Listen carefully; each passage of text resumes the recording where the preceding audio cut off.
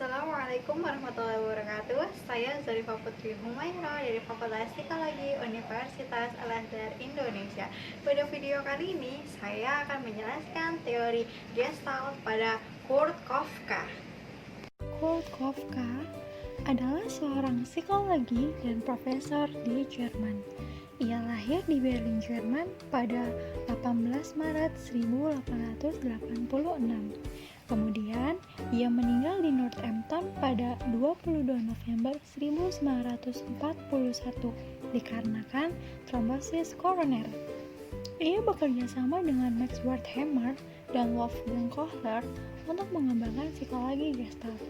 Kurt Kafka memiliki publikasi, di antaranya Pertumbuhan Pikiran, Pengantar Psikologi Anak pada tahun 1942, dan Prinsip-prinsip Psikologi Gestalt pada tahun 1935.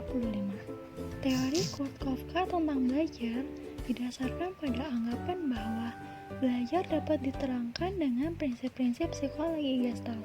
Teori belajar menurut Kurt Kafka antara lain, yang pertama, jejak ingatan, memory trace, adalah suatu pengalaman yang membekas di otak.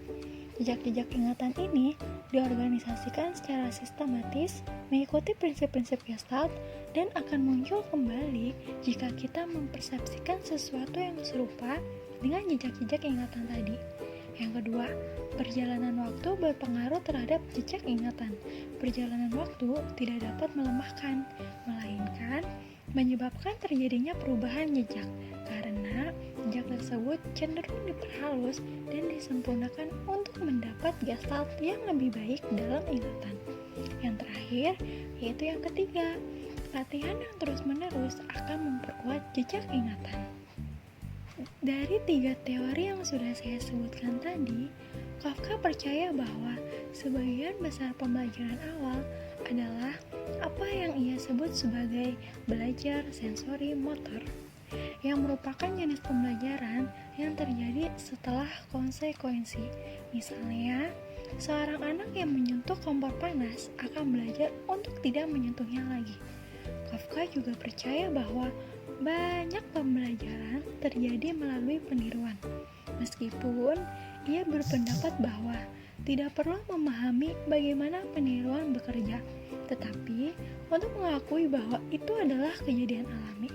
Menurut Kafka, jenis pembelajaran tertinggi adalah pembelajaran ideasional yang menggunakan bahasa.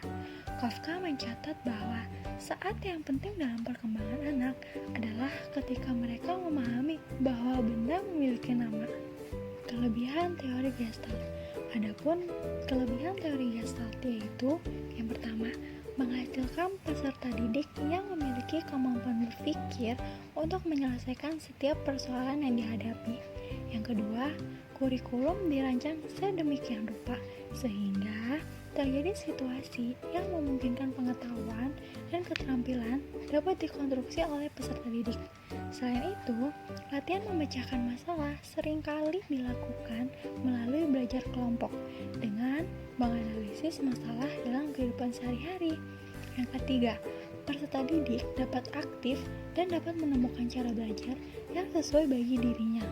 Guru berfungsi sebagai mediator, fasilitator, dan teman yang membuat situasi menjadi kondusif untuk terjadinya konstruksi pengetahuan dari peserta didik.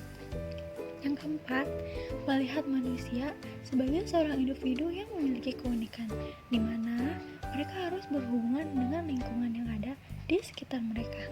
Yang kelima, yaitu yang terakhir, mendapatkan insight.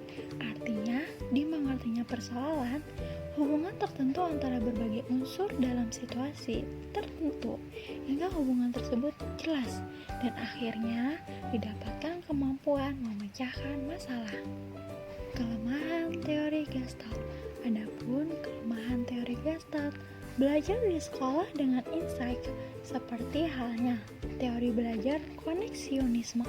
Terhadap teori Gestalt dapat diajukan pertanyaan, bolehkah belajar dengan insight itu dianggap sebagai prototipe belajar?